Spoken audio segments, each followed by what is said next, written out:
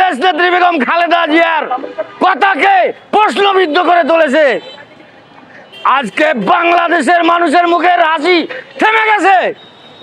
আজকে জিনিসপত্রের দাম বাজারে উতাল হয়ে গেছে। আজকে মির্জা ফখরুল বলে না ধু ধু করে দাম বাড়ে কেন? নির্বাচনের আগে আপনি বলেছিলেন যে লেভেল ফিল্ড নির্বাচন চাই। আজকে তো লেভেল ফিল্ড নির্বাচন হয়েছে। আজকে কেন জিনিসের দাম ঊর্ধ্বমুখী ধু ধু করে বাড়ে আপনি কেন এখন বলেন না? আজকে কেন বাংলাদেশের 8টা বিভাগের অটো শ্রমিকদেরকে বাংলাদেশের ঢাকা বিভাগে যে কোনো জায়গায় পুলিশে গাড়িগুলো ধরে 1200-1500 টাকা করে নেয়, আবার ছেড়ে দেয়, আবার নেয়, আবার ছেড়ে দেয় কেন? বাংলাদেশের আদর স্নেহ মায়া মমতায় যে বাবা মার সন্তান তারা হয়েছে ঐতিহ্যবিদ, তারা হয়েছে ইসলামীবিদ, তারা হয়েছে মুক্তিযোদ্ধাবিদ, তারা রাজনীতিবিদ, তারা মাস্টার, ডক্টর, শ্রমিক। আজকে সবাই যার যার কর্মস্থান থেকে বাসায় ফিরে যায়। বাংলাদেশের হকার শ্রমিক, অটো শ্রমিক, বাস শ্রমিক, ট্রাক শ্রমিক বাংলাদেশের 8টি বিভাগে হয়রানি হয়। বাংলাদেশের সংবিধানে, গণতন্ত্রে দেশনেত্রী বেগম খালেদা জিয়া বলেছিলেন বাংলাদেশের সংবিধান নেতৃত্বে বাংলাদেশের উন্নয়ন যাত্রা এগিয়ে যাবে।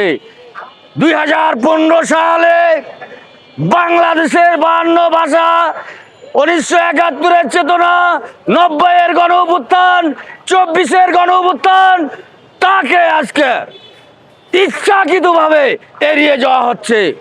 নেতৃত্ব যে করবে তার জায়গা থাকবে। আমাদের বাংলাদেশের তারেক রহমানের সুযোগ্য কন্যা জাইমা রহমান বলেছিলেন বাংলাদেশের রাজনীতিতে যে সবার সমাধান করবে তার জায়গা থাকবে, কিন্তু আজকে তার কথাটাকে প্রাধান্য দেওয়া হয় নাই। আমরা বলতে চাই রাজনীতিতে যারা সমাধানের কথা বলে, যারা বাংলাদেশের মানুষের পাশে থাকার কথা বলে, তাদের কেন বাস্তবায়ন করা হয় না?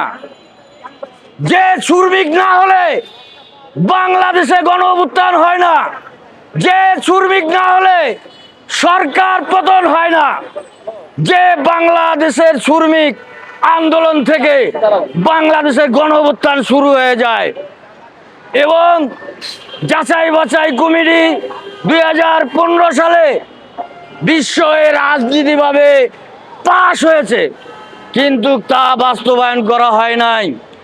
আজকে বাংলাদেশের 8টি বিভাগের 64টা জেলার 68,000 গ্রাম বাংলার 16 কোটি এবং 22 কোটি মানুষের চিন্তা চেতনা শান্তি, তার 1 নম্বর পিলার হচ্ছে সংসার।